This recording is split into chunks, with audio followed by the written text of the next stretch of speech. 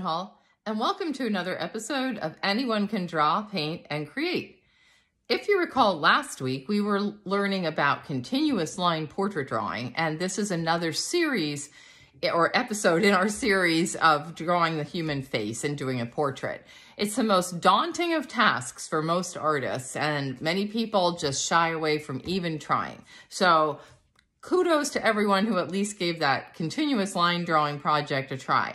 And again, since continuous line is very expressive, you don't have to worry so much about it looking like someone, because it's really not going to capture the entire detail of one specific person, but rather the essence of the form. And that's where we're headed this week.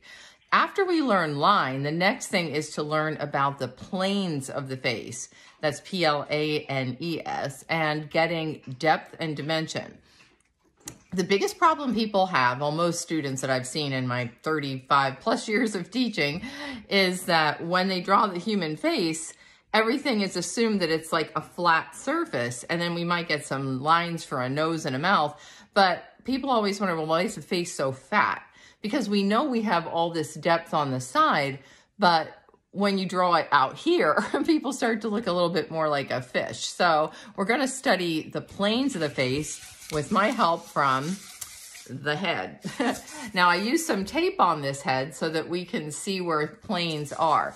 But basically, and I'm going to walk through this in a minute, we have to think about the top of the head. That's the top up here, not the top of the forehead. Everyone's hairline is different. So if you say, oh, from the forehead to here is X number of spaces, that's probably not going to work too well for an overgeneralization of the human face. However, when you go from the top, the crown of the head, and come down, this width here is going to be about 1/3, and then you've got 2/3 to the chin, and the other third usually to the base of the neck or where the collarbone hits. And that's going to be your 3/3 proportion.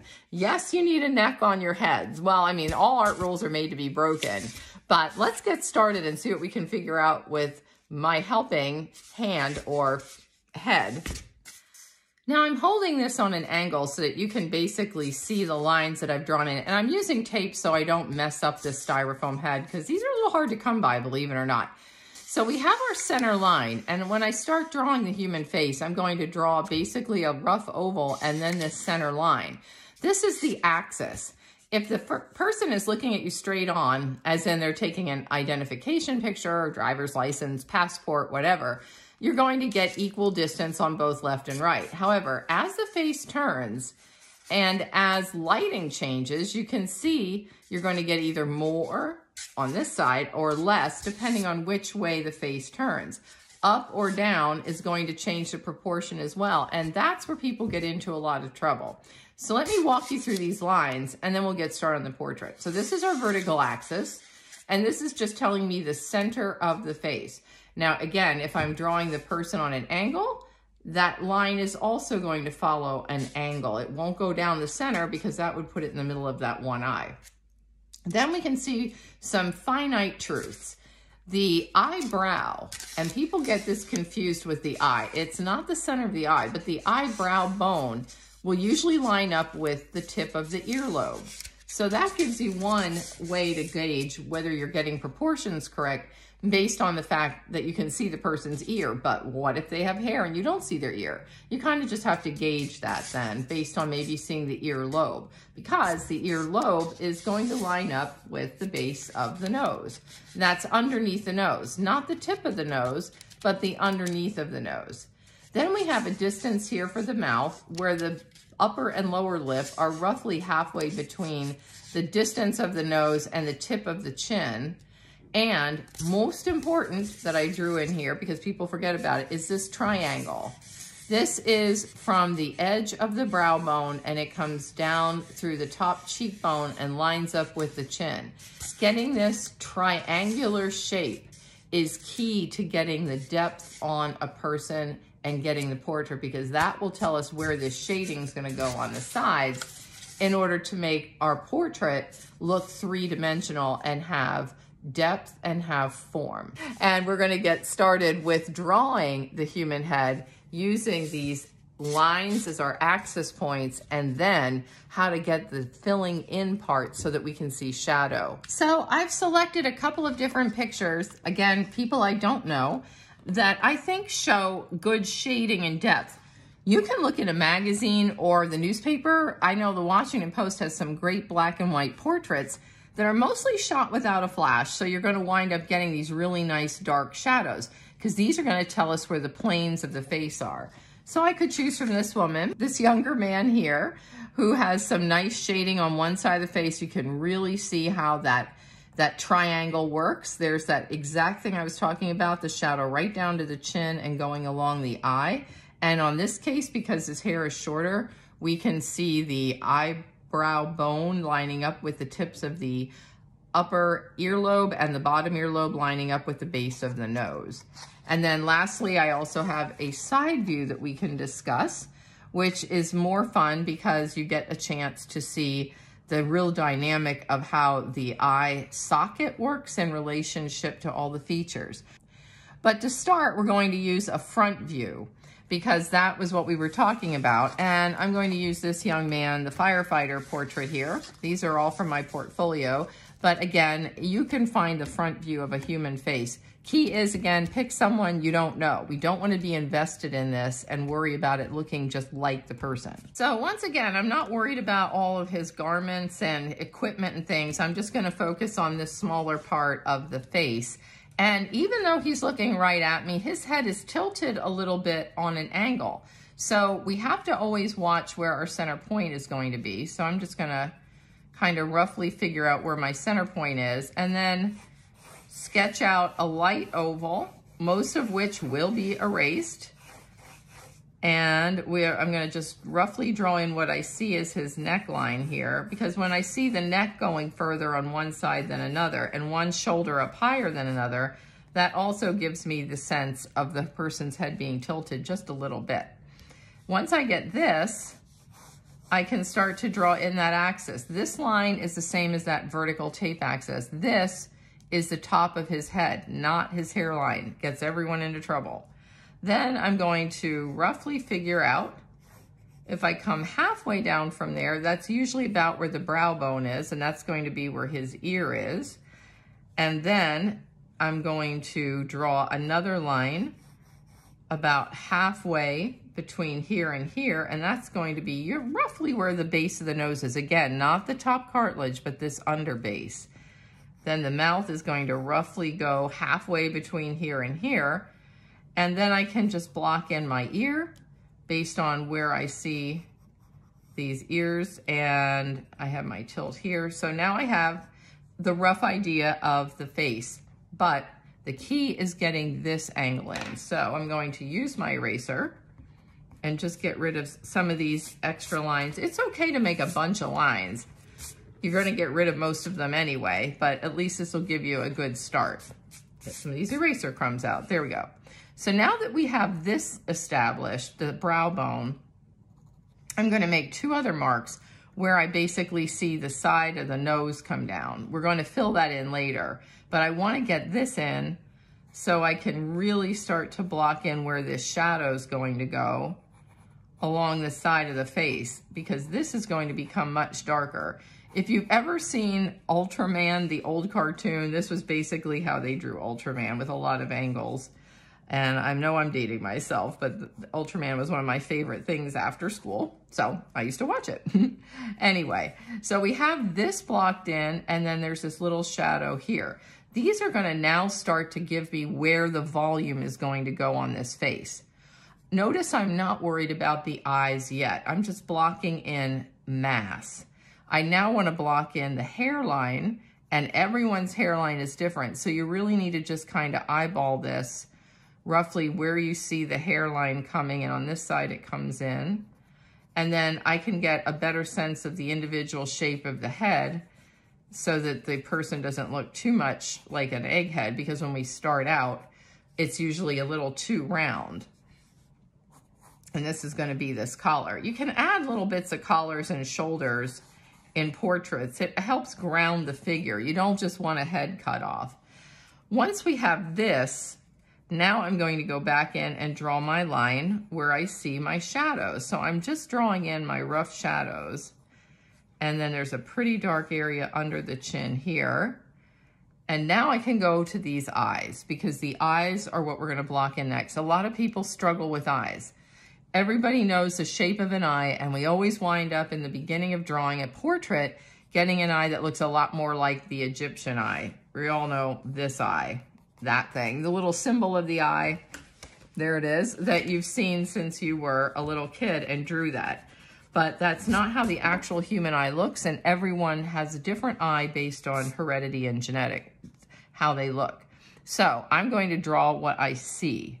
And if somebody has a lot of space between their brow bone and their eye, then I'm going to draw that.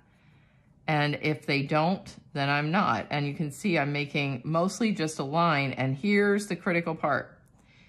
The eye, the iris of the eye, and the pupil go up under the eyelid. Unless somebody is terrified beyond their wit's end, you're not going to see the top of the eye and the bottom of the eye simultaneously. And there's usually more shading than goes on behind here. This part of the eye, the whites, the aqueous humor, is another problem people have because it's like, oh, we know it's white, therefore it must be white. It's usually not. In a pencil drawing, most of it's going to be a lighter gray.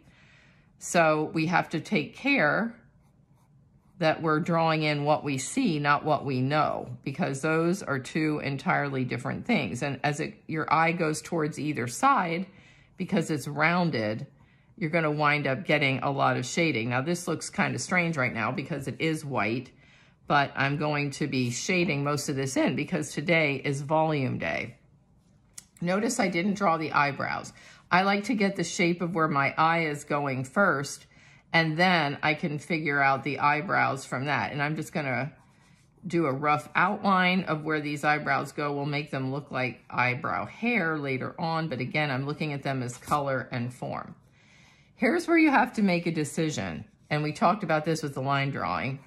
In a portrait, usually we want one feature to be defined. On this one, I think his eyes are more compelling, and the nose we're just going to suggest. But to draw a nose, if you remember from way back in our earlier drawing lessons, it's basically a triangle shape that gets wider at the bottom. So if you think of triangle, just don't connect the point here, coming down, and then roughly drawing a half circle in for that part of the cartilage on the nose. And we can make it look like the individual's nose later with shading.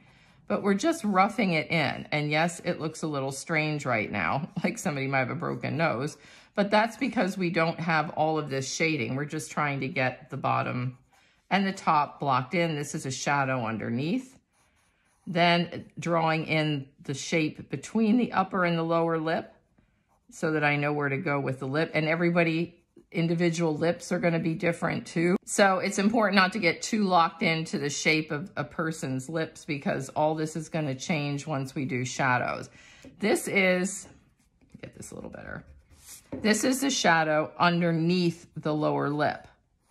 And yes, this looks really strange right now because there's not a lot of anything else shaded in and everything looks really dark. But I'm just trying to establish where my shadows and highlights are on the face. And a masculine face is going to probably have a little more angularity to it, and a feminine face might have a little rounder shape. It just depends on the person, but that doesn't mean in all cases. All right, so here's our blocked in version of the human face. We simply drew an axis point, an oval, and then figured out where halfway from the top to the eyebrow bone, and then halfway between the eyebrow bone and the chin is where the nose is. And then the chin line, halfway between that is where the upper and lower lip is going to meet. So I'll write this out and I'll show you an example at the end, but this is basically how you're going to get the human form. And again, if they're looking straight at you or tilted a little bit, it doesn't matter. If you start putting a dot where you want your axis point to go, everything else should fall into place. What we have now is basically an outline drawing of the volume of the face. If I wanted to, I could have done this all with continuous line because that's what we did last week and filled it in a little bit from there. But some people weren't too sure about that continuous line exercise. So I wanted to give you the option of going to the more traditional method of drawing the oval and then winding up with the spacing. So I'm going to leave these lines for now so that we can start building up the volume. And again, I am just using one pencil and an eraser. You don't need a lot of equipment for this. Let's get back to our drawing. So now that I have all this blocked in, if you remember last week, I did one directional line shading with my pencil, and I'm going to do that again just to block in my darkest areas. It's better to find a picture that already has these darks as you're learning portraiture because it gives you a built-in roadmap. So here I'm just going in where I see my really dark areas. And I'm using a dark pencil. This is called an ebony pencil, but if you have numbered pencils, a 6B is about the same. So it's all fine. And we're just light, and this even here is not light. So I'm lighting this in. I'm not trying to do toned paper yet. We'll get back to that. This is just simple white paper and a pencil.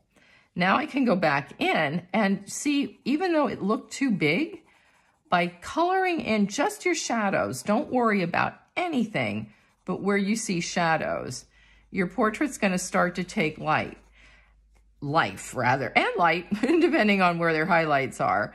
But do this first. A lot of people think, oh, I have to get the eye perfect or I have to get the hair perfect. No, you really don't. We want to keep it loose. So we're just going to lightly block in where we see our shadows going. And we can go back in and get the detail later. And there's a lot of shading there. And then there's lighter amounts of shading here. And you can see that this is starting to take a little bit of form. And if the person has darker hair, now I'm just holding my pencil mostly parallel to my paper to kind of block in this hair. I'm not trying to get photorealism with all the different texture of the hair right now. I'm looking at the hair as the same as the face, just mass. And just getting the volume of this hair where it's darker, where it's lighter, just leaving some places go. And we can block in later the details if you want. I mean, some people like to leave it more abstract, and then that's fine too. And then when we get here to the ear, I'm just gonna block in a little bit of where I see the shadow. So we see there's this darker shadow in here.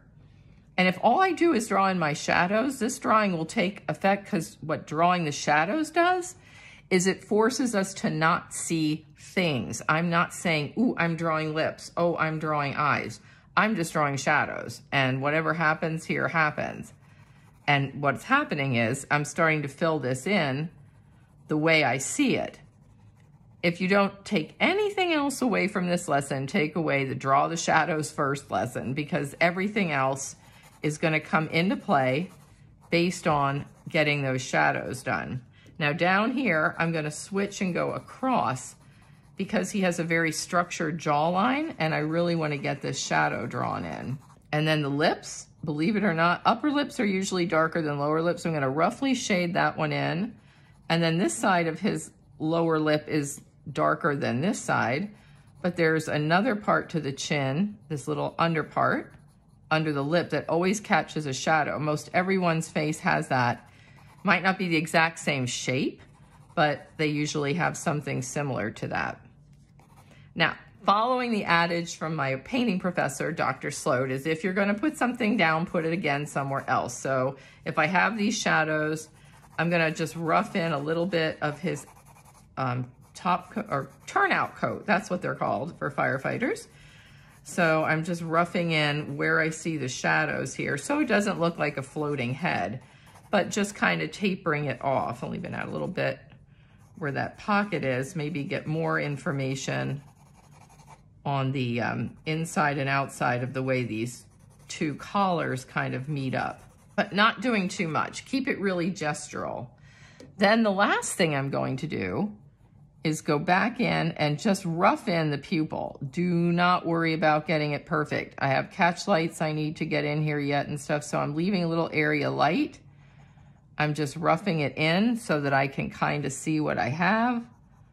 And knowing that we have eyelashes, we just make a thicker line. Eyelashes aren't spiky spikes. They're just thicker lines. unless you're drawing something for an ad for fake eyelashes or something, and we're not doing that. Then the eyebrow, I'm just gonna get in a little bit darker still because that was darker than the area around it. And I'm gonna stop here so that you can see where we got and make sure we have, there's a shadow right here under the eye. So there we have the rough mass shading, and you can see what we did is just draw the shadows. No mid values, no highlights, no erasing out yet or anything like that. Just drawing in the shadows and then adding a little end point of the shoulders. Don't worry about everything being perfect. Just try to follow the shape of the shadows. Now that we have the shadows in, it's time to go back and do some portrait refinement. Some of it's going to involve the catch light, which if you're looking at my eyes right now, it's that little white dot where the light's reflecting into the eye. And that gives people a sense of liveliness or brings the picture to life. Notice I didn't pick somebody that had teeth. And I would suggest for this one, not doing a smile. I mean, you can, but I think we are going to get into that with the next one, which is going to be dealing with personal expression and features, which is going to be fun because we're going to show expressive qualities in the face. These are very sedate looking portraits we've been working on. But what happens to a face when someone's surprised? Ah, like that. Or they're smiling happily. Yay! Everything changes. You can see my eye shape changes, the proportions of my mouth and chin change. So we're going to look at all of that and see how can we get expressive qualities into our portraits next week. But we have to finish this week's first. So here's where we are right now. And we're going to go back in with our blending tool and our eraser and get the final softness and shading that this portrait needs.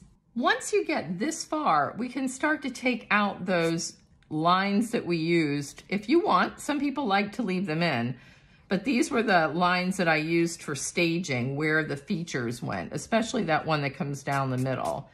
Now, I'm using a very soft lead, so it's starting to smear a little bit, and that's okay. Sometimes the smudges work. And I'm going to use now my blending tool over these areas to start to build up more of a skin tone, but you can leave it line if you want. A lot of people really enjoy the linear soft line work. That was redundant. A lot of people enjoy keeping the line because it adds a texture and a gestural quality, but I'm just going to show you what happens when we blend this in so that we can kind of model what an entire portrait would look like if we were in fact doing it in graphite and then blending things in. So you can see I don't need to use the pencil anymore at all because I used a soft pencil. If you used a hard pencil, you're probably going to need to go back in and draw some more shadows in order to get them to blend in a little better. But soft pencils blend pretty nicely. And what I like about this is I can just use my blender and the residual pencil to get my mid values because not everything is a highlight here. And we can just kind of go back in. And this is going to help make him look less like maybe he came out of a coal mine, which I use as a reference a lot because I grew up near them, so I understand what that looks like. Now, don't fear with all of this blending in together. We're going to use the eraser to define these edges, but I'm just kind of smoothing everything out a little bit, going back into the hair. Notice how quick I'm going. Yeah, I go fast. I've been told that when I draw. It looks like it's on fast speed, and I apologize, but that's just the way I was trained, and that's the way I draw. So everybody has their own technique here, and then I'm blending out here, and then going in over the eyes. I always feel like the blender really helps make the eyes look real.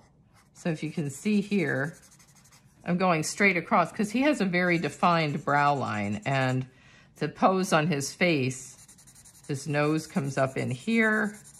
There's more shadow here. And if you turn your blending tool or your pencil, the direction of the face, like this plane comes here.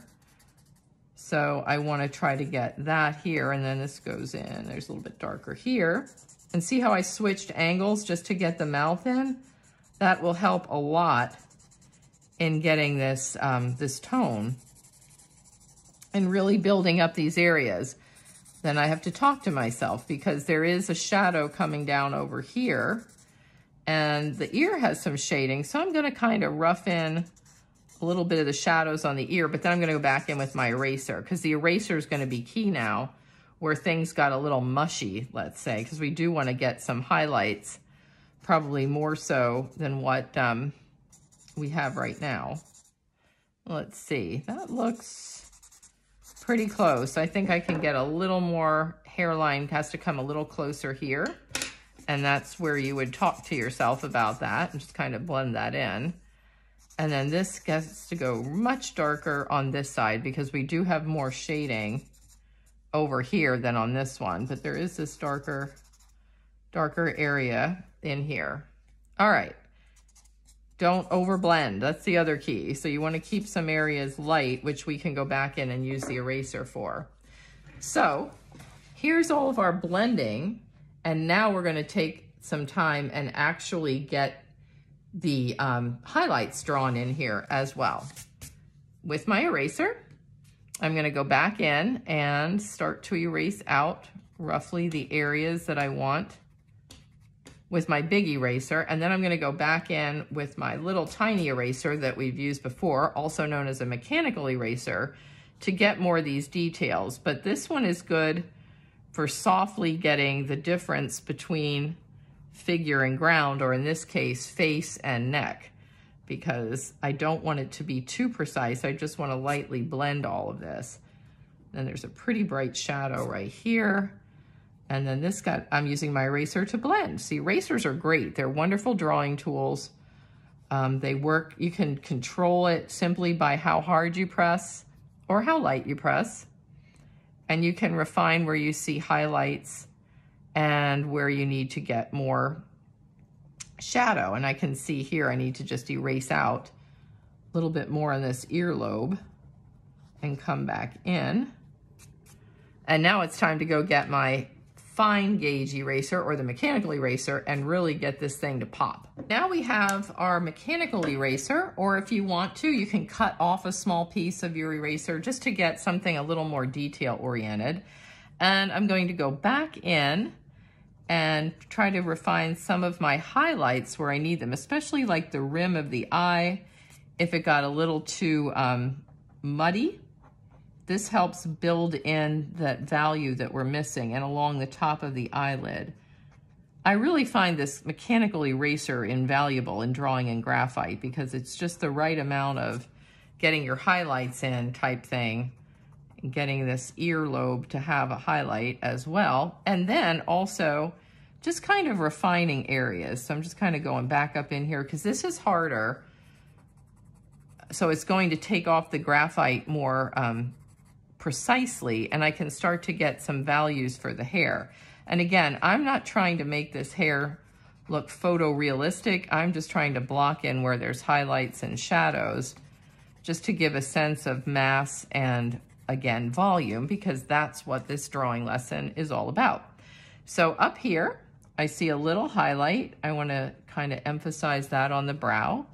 And again, up here as well. So I'm just erasing down into the brow bone, and that will help keep that eyebrow from disappearing and then coming back up here. So now I'm doing the same thing with the highlights that we did with the shadows, but always do the shadows first. The highlights come out from the shadows, and that's how the Dutch masters did a lot of their drawings. So here we have this really nice highlight going around the edge of the lip. If I didn't put this in, his lip would disappear. Again, it depends on the lighting that you're seeing, but you really need to watch what you have because that will help define the shape of the face. And by getting this highlight in, I start to show the secondary areas, and there's a little bit of a highlight down here. So I'm almost like a puzzle filling this all in. And if it's not super light, then I'm leaving it. And here it's too light. So you can go back in with your pencil. Don't be afraid to go back in and draw in if you need to, because that's okay too. Sometimes things can get over erased and we have to fix them a little bit.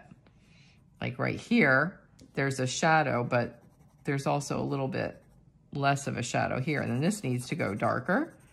It's all about like figuring out where you are and then changing it around. And then this actually comes up in here a little bit more. And I'm going to reblend that in. But I wanted to show you with the eyes, the key is towards the end of the drawing, and we're getting close. Go back in and get your pupils to be pretty dark. And then you can go back in and redefine your eyebrows a little bit more. And this little area here where the upper and lower lip meet. And just a little bit of the nose, because we're not even really seeing nostrils here, and we don't want everything to be as finished. But this is where I wanted to focus on, because this was important. It goes light, really dark, and then light again. So I have to redraw that in, because when I used my blending tool, I lost this really nice triangle shape, which is this underneath the chin shadow, and some of the where the collar is on his shirt, or turnout coat rather, because that's going to help define where the face is. And otherwise we're going to lose what we're trying to show here, which is a little tiny tilt to the head. So we're going to go in here and then use our blending tool to just kind of soften this all back in again. I feel like if I start with the blending tool, then on the face especially, if I darken something again, I just need to go back in and kind of soften that out a little bit so it just doesn't look like dirt on a face, because it can start to look like that pretty quickly, like right here. But I'm going to show you how to fix that, because if you get these problems, it's probably better to go ahead. Now I'm kind of lightly blending all this in just to show a little more of the mass of the face. And if you get a smudge, you can erase it right back out. Okay. Last thing, it's back and forth, but we're going to redefine the little bits of highlights in the ear that I might have lost here.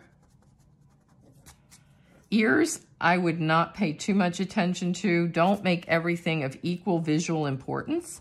In the visual hierarchy, yes, ears are important because they ground the portrait, but it's not that important compared to the surroundings. And we can get rid of areas where there aren't any. Things like right here, we just got the coat. I have to bring up the collar, and I can see the collar has a highlight.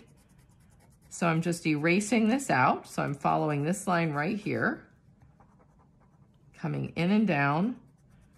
And if your eraser starts to get dirty, you can just wipe off the graphite. And then I'm following this little highlight on the coat, which comes in and overlaps a little bit. These little details, that last 5%, and I tell painters the same thing. Everybody gets worried when they're about halfway done, like, oh no, this doesn't look right. It doesn't look like what I see. It's the last 5% that's going to pull it all together. It's these little highlights and just the little details, which are going to help give us that sense of mass on this face. And then there's a little highlight on a t-shirt that's showing up inside here.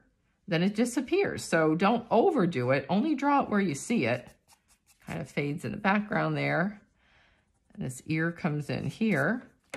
And then I can go back in and just kind of rough in a little bit more of a shadow here, because I do have to define this as a shadow since I'm on white paper. Otherwise, I would just leave it the way I see it. Then I'm going to go back in and taper this earlobe in a little bit and get this roundedness on the face. And I think I need to reblend this in just to show this mass a little bit more.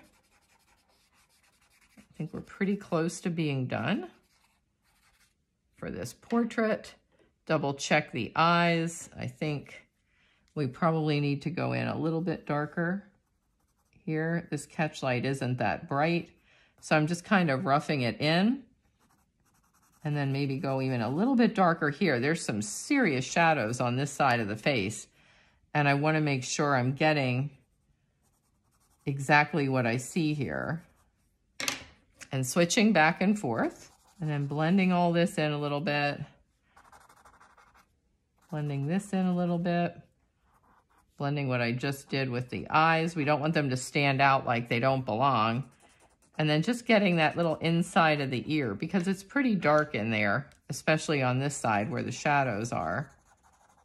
So I'm going to redefine the hair here as even darker.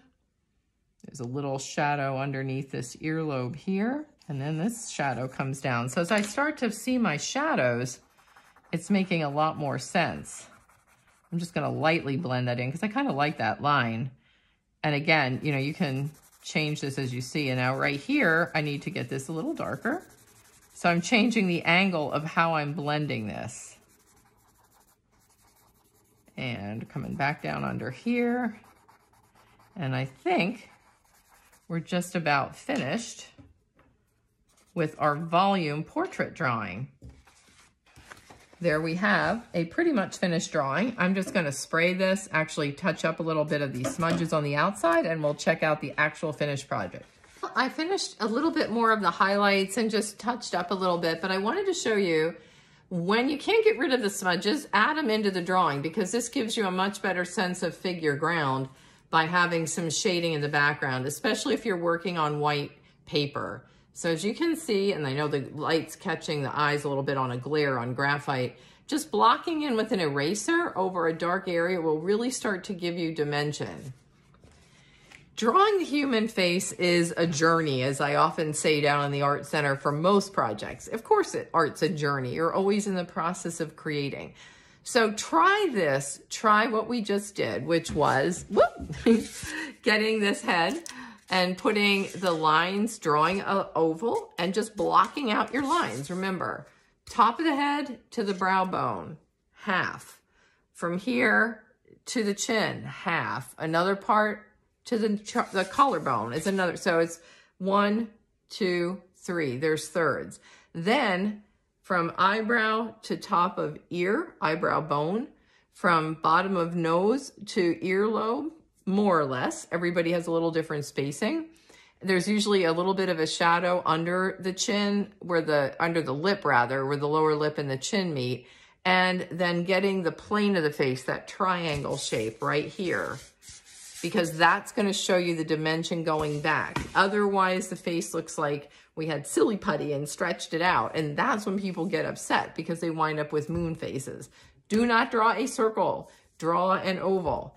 Next week, we're going to get into the back of the head, side views, and really capturing expression, because the key with expression is also the head's going to change its axis. So we might be surprised in looking back or angry and looking front. We'll try a bunch of different ones. And again, still not working on someone we know, just someone we don't, so you're not locked into any emotional attachment to the picture. So give volume drawing a try. This is volume drawing. It's very different than line drawing because you're using a lot of the time blending in the tones to actually show mass and 3D form. I know a lot of you at Vincent Hall are also saddened, as we are in the Art Center, by the loss of 2 of our most enthusiastic members of the art program. It was really a tough last couple of weeks to lose both Sam Mattoon and then Ted Wamstad. And our prayers and thoughts go out to both of their families at this difficult time. I know I will miss their cheerfulness, their camaraderie with their fellow artists, and just their joy of creating. It's never too late to try art, as both Sam and Ted had attested to in their interviews. Both of them joined basically, I think it was the end of 2018, and came in workshop mode when I was doing the workshops, but now we have a class during that time, and then decided to pick up the painting class from there. Sam was a member of the Wednesday painting group and enjoyed doing landscapes that reminded her of her time with her husband in the forestry service. Ted joined, starting with a learn how to paint using masking tape workshop, and immediately took to it and had one of the steadiest hands I've ever seen. I've included some of their artwork in the slideshow that follows after the samples of the drawing the head with form, because I thought it would be nice to take time to remember their creative process and their journey. I really appreciate all of you that take the time to come down to the Art Center to create, and as well as those of you who just stopped by to say hello. So until next week, Vincent Hall, stay safe and be well. We'll see you in the Art Center or in the next episode of Anyone Can Draw, Paint, and Create.